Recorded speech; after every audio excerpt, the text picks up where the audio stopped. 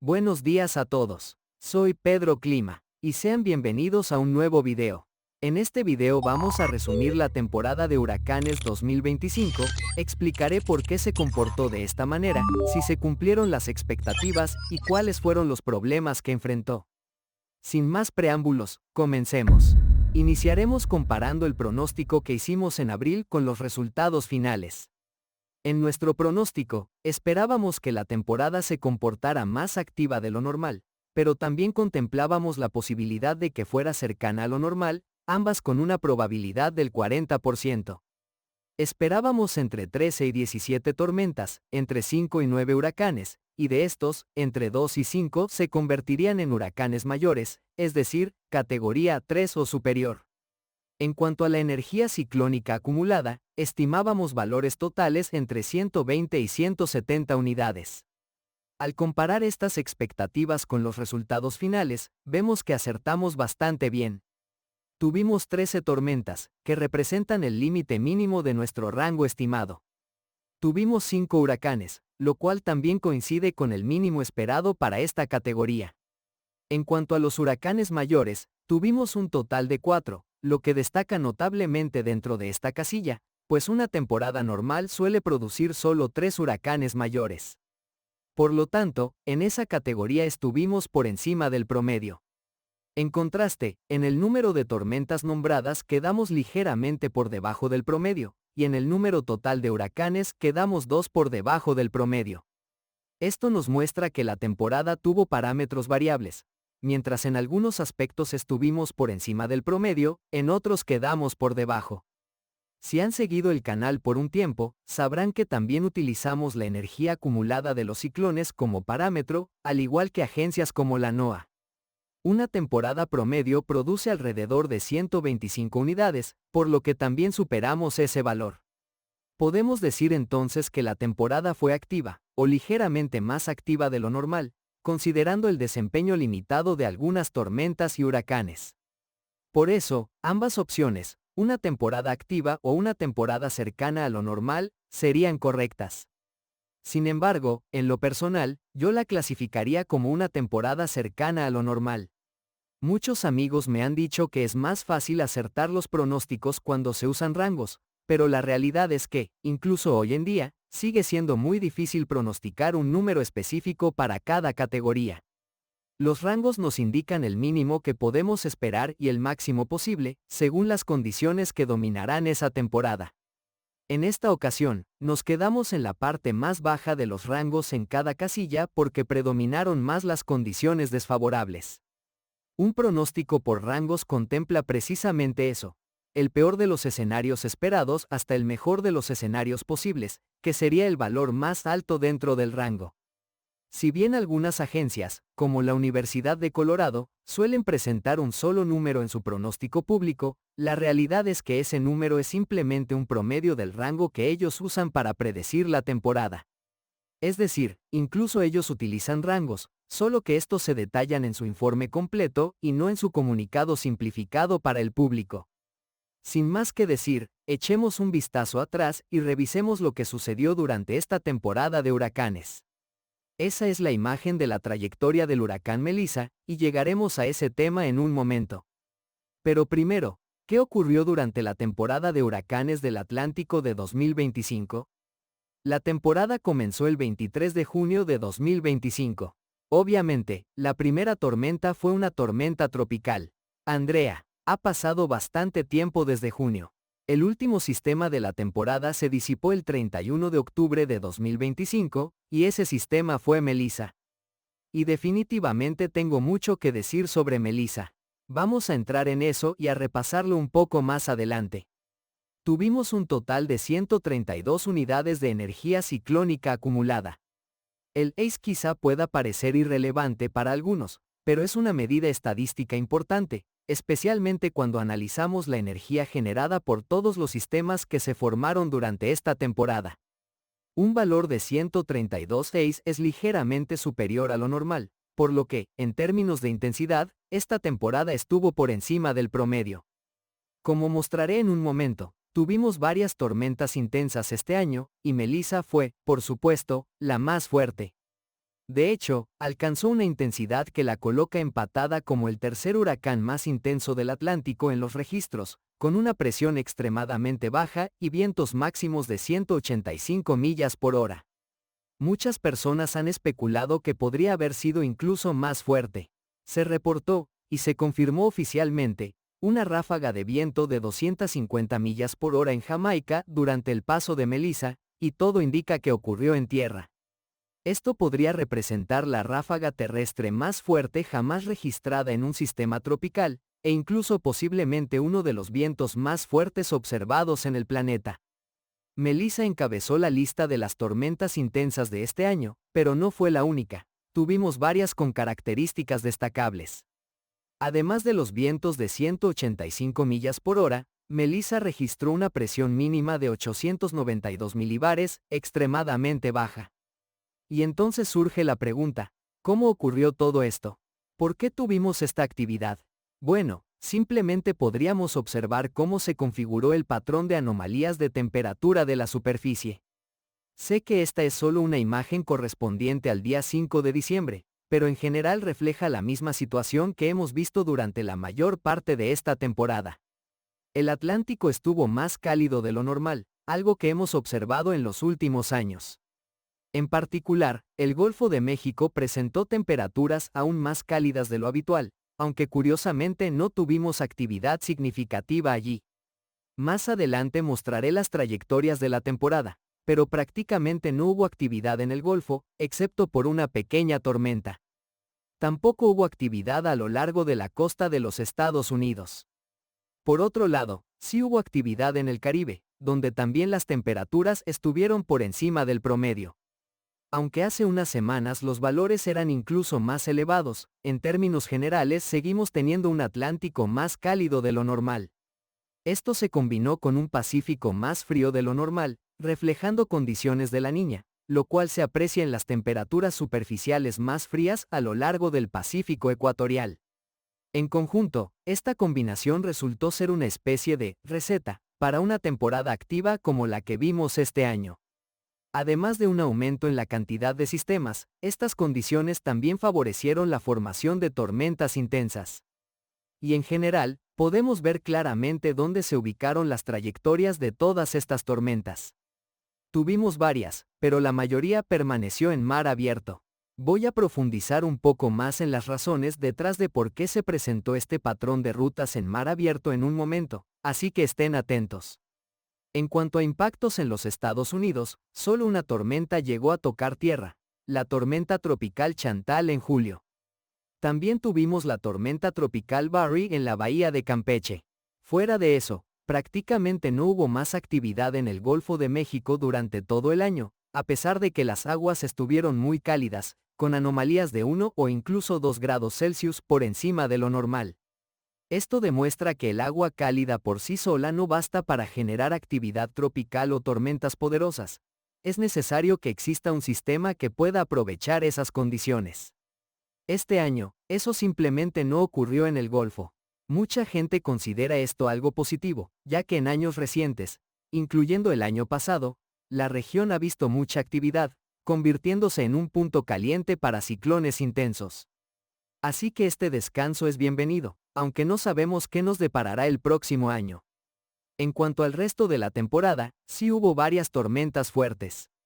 Si observamos la línea de tiempo desde junio hasta noviembre, comenzamos con varias tormentas débiles al inicio, incluyendo a Andrea, de quien hablaré en breve. Más adelante, surgieron sistemas de gran intensidad. El huracán Erin a mediados de agosto, seguido por un periodo inusualmente tranquilo desde finales de agosto hasta mediados de septiembre. Ya hablaremos también de ese comportamiento tan atípico. Después de esa pausa, la actividad regresó con fuerza, dándonos varias tormentas intensas. Entre ellas, Gabrielle, que fue una tormenta muy poderosa, y Humberto, otra de categoría 5. Finalmente, la temporada culminó con Melissa, que no solo rompió récords, sino que se convertirá en una de esas tormentas que serán recordadas por años. En total, esta temporada produjo 4 huracanes mayores y 3 huracanes de categoría 5, algo extremadamente inusual. Por lo general, una temporada típica no registra ningún categoría 5. y en los años en que aparece uno, suele ser solo uno o, como mucho, dos. Aunque esta no es la mayor cantidad de huracanes categoría 5 que hemos tenido, ese récord lo mantiene la temporada de 2005, con 4 ciclones de esa categoría, entre ellos Emily, Wilma, Rita y Katrina. Haber tenido 3 este año sigue siendo extraordinario. Pero antes de analizar en detalle cómo se comportó cada una de estas tormentas, comencemos desde el principio, con la tormenta tropical Andrea, la primera que marcó el inicio de esta temporada. Después de varias semanas de especulación sobre un posible inicio muy lento de la temporada, e incluso la posibilidad de no ver ninguna formación en junio, finalmente apareció Andrea. Fue una tormenta subtropical débil y de vida corta, inicialmente estimada en solo 12 horas de vida, aunque luego el Centro Nacional de Huracanes extendió su tiempo de existencia a poco más de un día. En cualquier caso, no fue una tormenta memorable. Luego tuvimos a Barry y más adelante a Chantal, que fue la única tormenta que tocó tierra en los Estados Unidos este año, y aún así solo como tormenta tropical.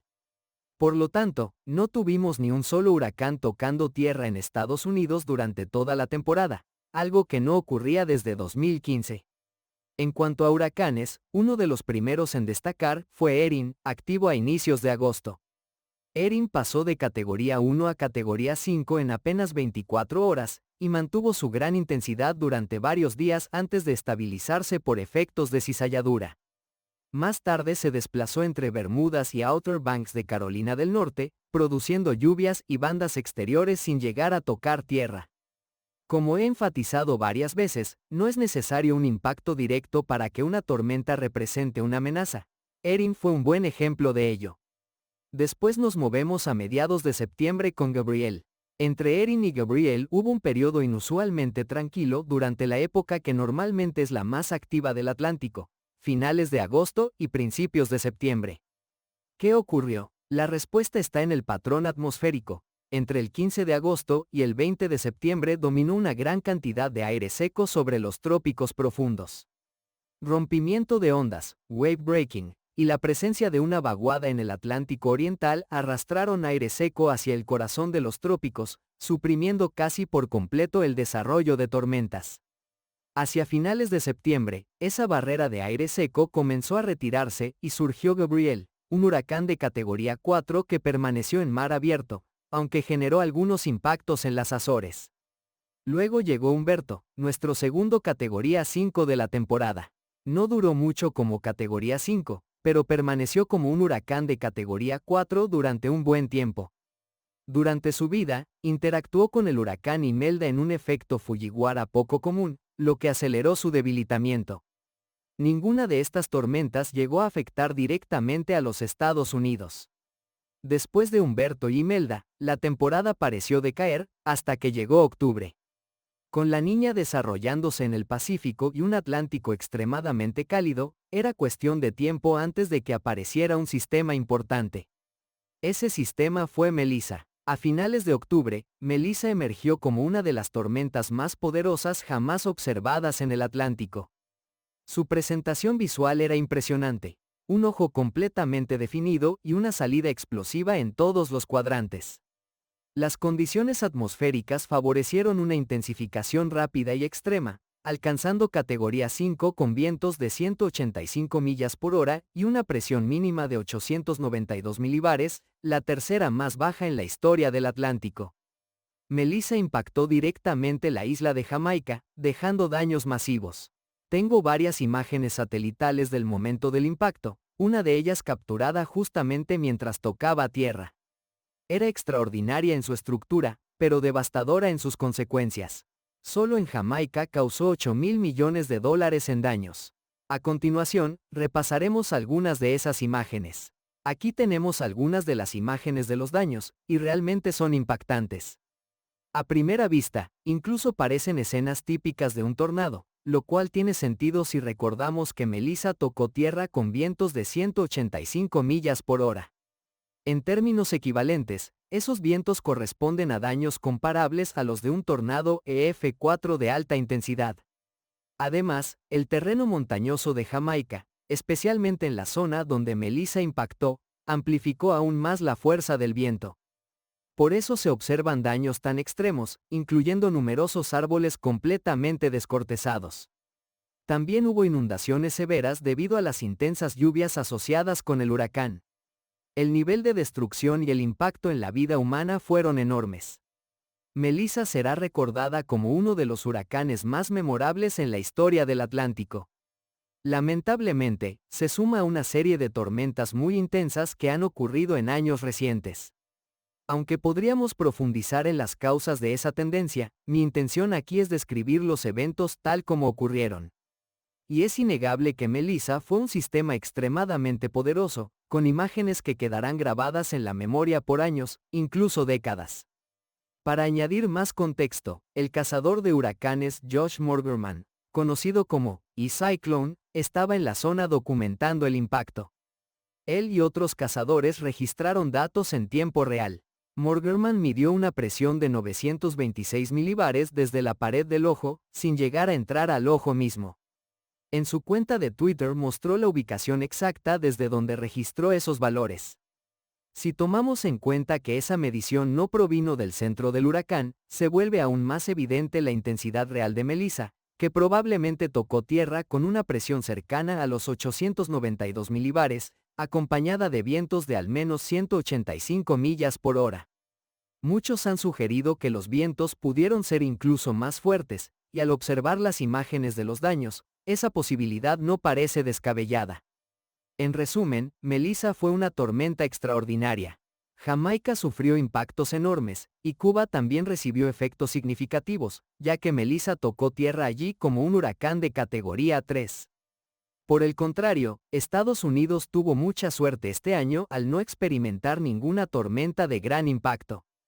Entonces, ¿por qué Estados Unidos no vio impactos en esta temporada? Bueno, aquí tenemos el patrón de presión a 500 milibares correspondiente al periodo de agosto a octubre de este año. La razón por la que no tuvimos impactos importantes en los Estados Unidos está precisamente aquí. Si observamos la región sureste del país, prácticamente no había ninguna cresta de alta presión. De hecho, cualquier cresta presente durante ese tiempo estaba muy lejos, ubicada mucho más al norte, sobre Canadá y la bahía de Hudson. Estaba tan al norte que no tenía influencia alguna para desviar tormentas hacia el oeste ni para dirigirlas hacia la costa de los Estados Unidos. Y como no existía una cresta frente a la costa sureste, las tormentas encontraron un corredor libre para desplazarse mar adentro. Volviendo al mapa de trayectoria, esto coincide perfectamente con lo que vimos durante toda la temporada. Todas las tormentas pudieron curvarse lejos del continente. Incluso Melissa llegó solo hasta Cuba y las Bahamas antes de girar hacia el noroeste. En resumen, no hubo cresta, y por eso tuvimos suerte en los Estados Unidos este año. ¿Durará esta suerte? ¿Volveremos a ver un patrón similar el próximo año? No tengo manera de saberlo. Y, siendo sinceros, no tiene sentido especular a estas alturas, considerando que estamos en diciembre de 2025 y aún faltan varios meses para que comience la próxima temporada. Fue una temporada impresionante en muchos aspectos, aunque quizá algo decepcionante desde el punto de vista del seguimiento meteorológico para quienes disfrutan de estudiarla. Para la población en general, por supuesto, fue positivo que no ocurrieran desastres mayores. Dicho esto, voy a terminar el video de hoy. Espero que lo hayan disfrutado y que se hayan mantenido bien informados sobre esta temporada de huracanes. La mayoría de ustedes lo han estado, especialmente porque muchos me han seguido durante toda la temporada, y realmente se los agradezco. Agradezco mucho a quienes se suscribieron este año y encontraron mis videos informativos. De verdad significa mucho para mí. Espero haber logrado mantenerlos al tanto de todo lo importante durante esta temporada y deseo poder seguir haciéndolo. Espero que continúen aquí para la próxima temporada de huracanes. Y si no me siguieron durante toda la temporada pero ahora están interesados, los invito a suscribirse a mi canal. Nunca es demasiado tarde para hacerlo. Este resumen tomó un arduo trabajo y muchas horas de preparación, así que si te pareció útil, te agradecería muchísimo que lo compartieras con tus amigos y familiares para que ellos también puedan informarse. Espero que se unan y que podamos ver juntos qué nos deparan los próximos meses y el próximo año. Pero bueno, con esto voy a cerrar por hoy. Esto no es un adiós, porque nos vemos nuevamente en la pretemporada 2026. Hasta entonces, disfruten el resto de fin de año. Nos vemos muy pronto. Chao.